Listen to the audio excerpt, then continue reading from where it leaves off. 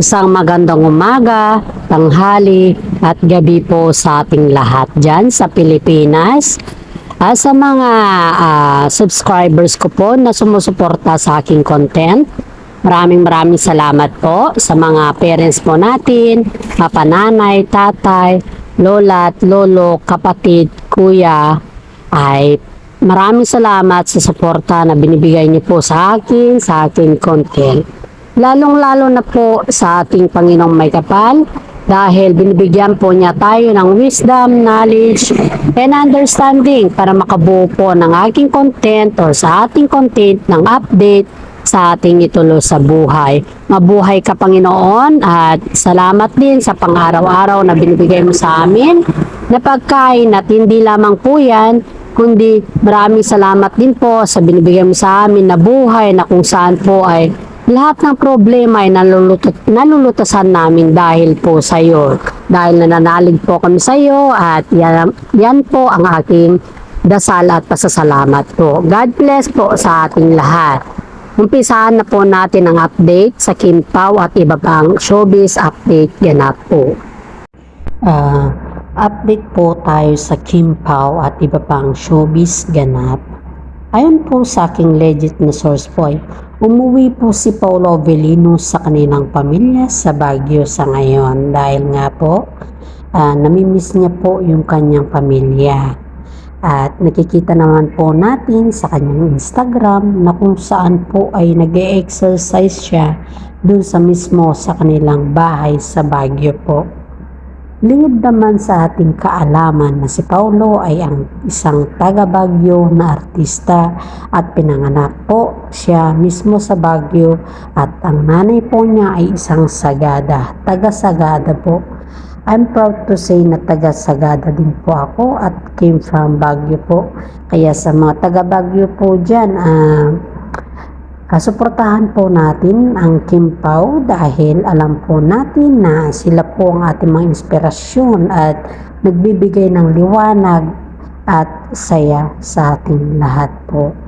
Ayon po sa aking source po ay tinamusta pala ni Paolo Avellino ang kanyang ina dahil wala na pala siyang time na bumibisita sa kanilang probinsya na kung saan ay nandun po ang kanyang nanay na nagtatrabaho po bilang isang accountant sa Baguio po. Ayon po sa aking legit na source po ay buwan na pala na hindi nakakabisita si Paolo Avellino sa kanyang nanay at kaya nga po binisita niya dahil na-miss na daw niya ang nanay niya sa pagluluto kundi na-miss daw niya ang kanyang pamilya. Isipin mo sa dami ng kanilang project at endorsement sa ngayon, halos hindi na po nakakabisita si Mr. Paolo Avellino sa kanyang pamilya sa Baguio. Pati na rin po yung kanyang mga kamag-anak, pinsan, at mga family relatives po niya. Kaya nga po, si Paolo Avellino namimiss din niya lahat-lahat sa kanyang part ng kanyang pamilya. Ayan po sa aking legit na source po ay na-invite din po si Kim Chiu at binigyan po siya ng karapatan na pumunta din sa Baguio, which is wala kasi ang picture. Alam naman din natin po yan. Sa unang vlog ko po ay na-meet and greet po ni mami ni Paolo si Kim Chiu, right? Yes, that's true. At hindi po kasi pwedeng mailabas yung resibo or picture dahil ayaw kasi ng mami ni Paolo Avellino na makriticize or kumbaga ay mabash dahil nga po sa kabila ng isa po siya sa government employee. Alam mo naman sa ngayon, mainit po ang mga nasa service ng gobyerno. Kaya sana po naunawaan po natin yun, okay? Sana po lang, pakiusap lang, unawain po natin hanggat maaari. Isipin na lang po natin ng lahat ng bagay ay may mga purpose kung bakit wala pong picture. May mga picture naman po pero hindi po nilantad yan sa SOCMED dahil alangan po sila na maglantad sa SOCMED dahil nga po sa kanyang sitwasyon na gano'n. Kaya nga po sa mga netizen po dyan na sumusuporta ay ang akin lang po, suportahan po natin ang Kim Pao update at suportahan po natin kung wala po silang nilabas na resibo. Ang pakiusap ko lang po, wag po tayong mambas sa lahat ng bagay. Ito naman po, ayon sa aking legit na source po. Ang legit na source ko po ay ito yung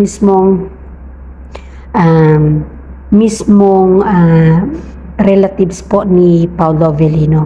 She came from Baguio at the same time, Ilocano po siya.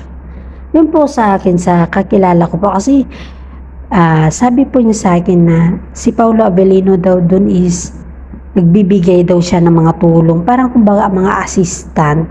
Yung assistance para sa mga yung kung sa Maynila kasi ang sabi kasi diyan pag nabibigay ka ng tulong charity, pero dun kasi sa Baguio pag alam po nila na dumadating si Paolo Avellino ay talagang maraming tao po sa kanilang bahay na dumaragsa, at hindi lamang po dumaragsa kundi kusang loob po si Paolo Avellino nang nagbabalot at namibigay po sa kanila. Kahit konti-konti lang yan, ilang tao naman po yung kanyang natulungan. Yan po yung ayon po sa aking sources. At yung, alam mo ba yung mga binibigay ni Paolo Avellino, talagang daig pa niya yung nasa government na mamigay mas yung binibigay niya pa is mas marami kaysa sa mga ayuda na nare-receive po natin sa gobyerno. Isipin mo po yun na isang artista nagkakayod ng sarili niyang katawan or sarili niyang talent, tapos pag mamigay po siya is full loaded po, samantala yung garapal na kumukuha sa kaban ng taong bayan, pag namimigay sila may pangalan pa po sila, di ba? Parang kumbaga, hindi naman sa discrimination, pero we just keep on comparing of that. Alam naman po natin yan. Kaya nga po itong si Paolo Avellino, pag nalalaman ng mga taga Baguio, ay talagang hindi mo yan makikita na hindi yan lalabas sa bahay. Talaga pag may mga fans siya, talagang lumalabas yan sa bahay. Talagang makikita mo ka sa kanya yung kasimplehan niya. At the same time, ganun din po si Kim Chiu. Hindi po to nagtatago na yung kagaya ng mga ibang artista na pag nandyan yung mga fans. Pero pag nakita nila na naka-social media ba, yung nakakamera, dun lang po sila labas. Yung auto-autograph, ganun ba. Pero pag wala yung kamera, wala ding labas-labas. Ganun kasi yung mga ibang artista ba. Pero kay Paolo Avellino sa Baguio, ay, kahit konti man yan o marami, may camera man yan o wala, talagang lalabas at lalabas si Paolo Avellino para makita at masilip yung kanyang mga supporters at yung kanyang mga fans. Yan talaga si Paolo. Pati nga yung nanay ko po, may photograph na din kay Paolo dahil nga po, sabi niya, anak, nakita ko si Paolo, dito kami sa bahay. Sabi niya, bahay nila, daming tao dito, sabi niya.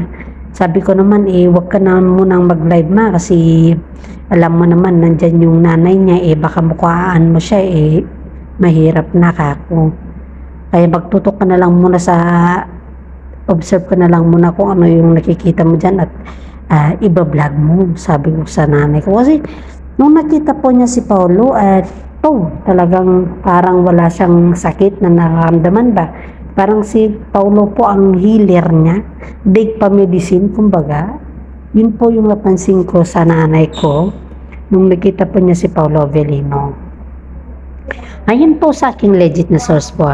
Si Kim Chiu daw po ay sumunod din kay Paolo Avellino, pero hindi po siya nagtagal dun, hindi po siya umabot ng araw kasi nga po may trabaho si Kim Chiu dahil may endorsement na naman siya ng Gluta-C kung saan po ay sabon.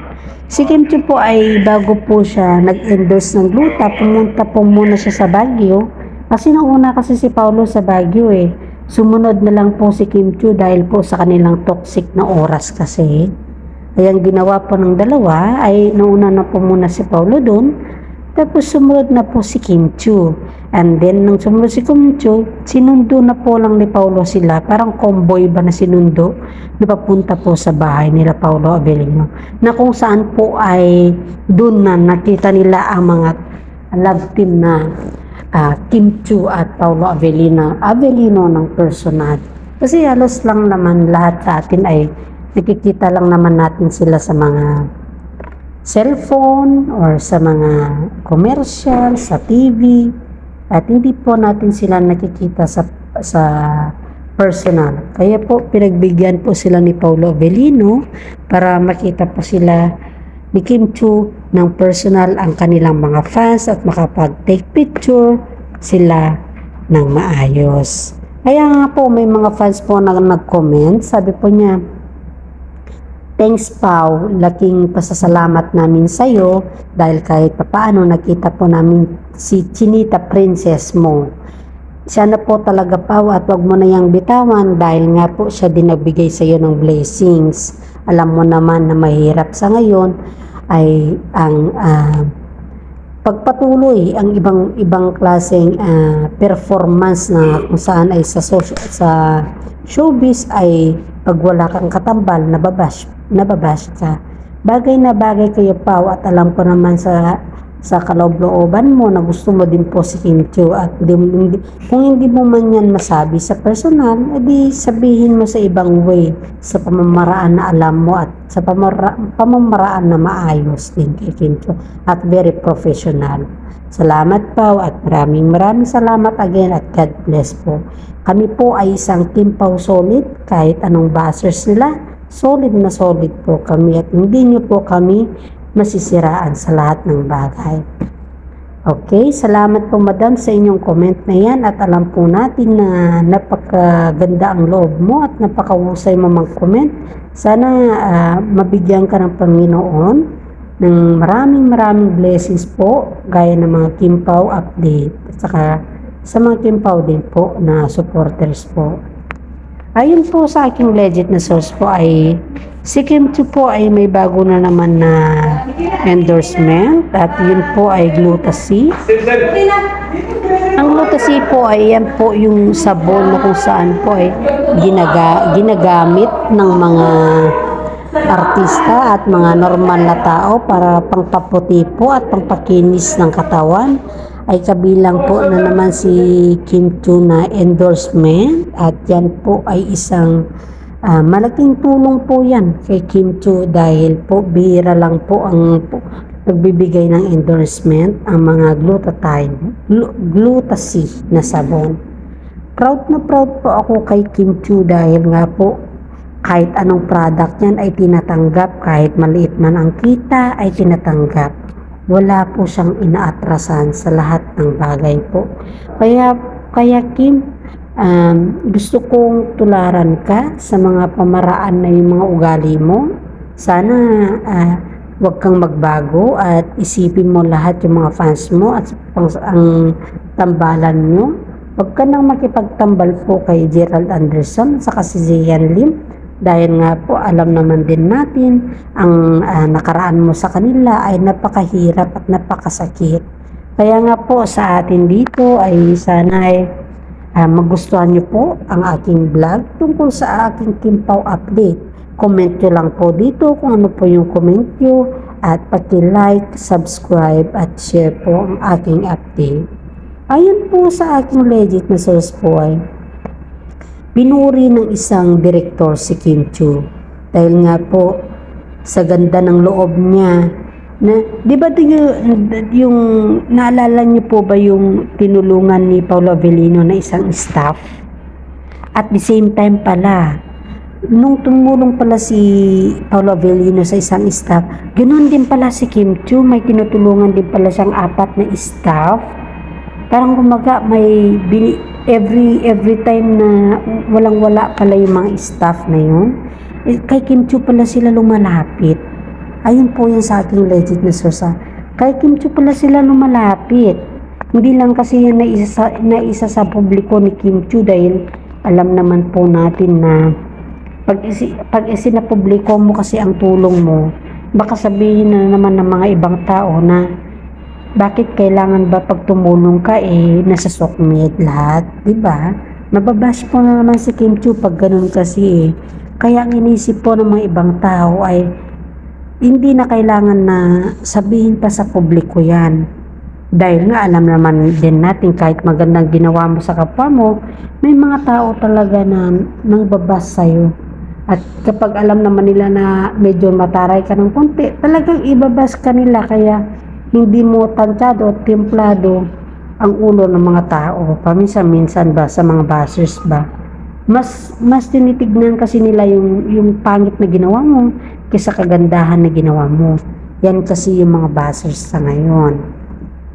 Kaya nga po sabi po ng mga ibang netizen po na kahit ganyan si Kim Chiu, kahit tingin ng mga ibang tao ay parang namimili siya ganon or nagpapasikat lang or kung ano-ano dyan, ay matulungin po siya. Sa mga bashers kasi, pag yung artista ang sumisikat, talagang binabas po nila yan. Lalo't lalo na kung ayaw po nila yung kanyang katambal. Kaya lahat po ng mga tinutulungan ni Kim Chiu ay hindi po niya dinadaan sa mga sokmed. Dahil alam po natin na ang pagdaan niya sa sokmed ay ibabash po ng mga ibang tao yan. Kaya nga po si Kim Chiu po ay nagkaroon po ng mga sekretong pagtulong lalo na sa mga staff na yun. Dahil sa totoo lang ang mga staff pala ng mga ibang showbiz ay hindi pala po sila yung talagang malaki ang kita nila. Kumbaga po ay umaasa rin pala sila sa bigay po ng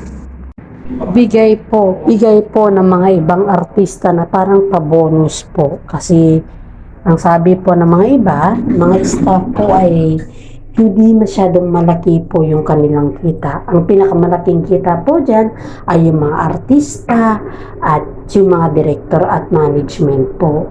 Pero yung mga staff po nila ay hindi po. Kaya nga po, may mga staff na nagre-retiro ng maaga. Dahil po, alam naman nila sa kanilang trabaho ay hindi naman po yan basta-basta din po. Pasensya na po kayo sa background ko kasi andito kasi ako sa pavement na kung saan po ay ang boses ko po ay parang may noise. Pero ginagamitan ko po naman reduce noise to kaso nga lang hindi po matanggal-tanggal.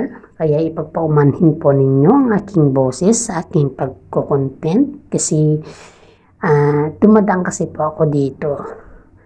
Kaya nga po, sabi po ng aking legit na source po ay karamihan pala sa mga staff na tinutulungan nila Kim Chiu at saka si Paolo Avellino. Pero hindi lang kasi nila pala yun sinasabi sa publiko. Yung may nag-leak lang kasi na staff na parang kumbaga nadulas na tinanong siguro siya ng mga kaibigan niya at yun po, nadulas ata siya. May blind items po to eh.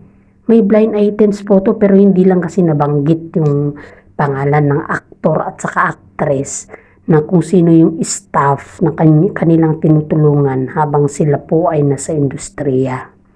Sabi nga po dito, sila yung trending at bagong tambalan sa ngayon. Yun yung blind items. I don't know if hindi ko alam kung kaninong content yun kasi ayaw ko kasi magsabi ng mga pangalan ng mga kagaya ko na content dahil nga po alam naman din natin sa sokmed pag talagang binabalandra ka ba ay yun po yung iniiwasan ko din kasi may isa kasi siyang tinulungan, hindi lang isa, marami din kay Paolo pero may isa lang kasi yung nag-leak at parang nadulas siya na tinulungan siya ni Paolo Avellino at ayun, medyo nagkalat ng konti pero blind items lang kasi yung ginawa nila. Dahil alam naman nila na si Paolo Avellino ay ayaw po niya na sinasa publiko ang lahat ng mga tulong niya at ganoon din po kay Kim Chiu. Kaya nga po yung mga ibang netizen po dyan na idolo nila sila Paolo Avellino, napaka-proud po ako na naging idolo nyo po sila dahil po may mabuti silang kalooban sa kapwa nilang tao. Sila po ay marunong lumingon kung saan po sila nanggaling. At hindi lamang po yan, sa kabaitan po nila kaya marami pong blessing na dumarating po sa kanila. Kita po naman natin no, kahit kabago-bago nila, pero pag mag-mall tour sila, halos bagsak lahat ang matao sa mall tour nila. Halos ang dami, halos di ka na makalakad. Kaya nga yan po yung mga pasasalamat ng mga tao kay Paulo Avellino. Dahil kahit hindi po sila natulungan, at least nakatulong po sila sa ibang tao. At hanggang dito na lang po ang aking content at maraming salamat po. Ingat po tayo palagi at God bless.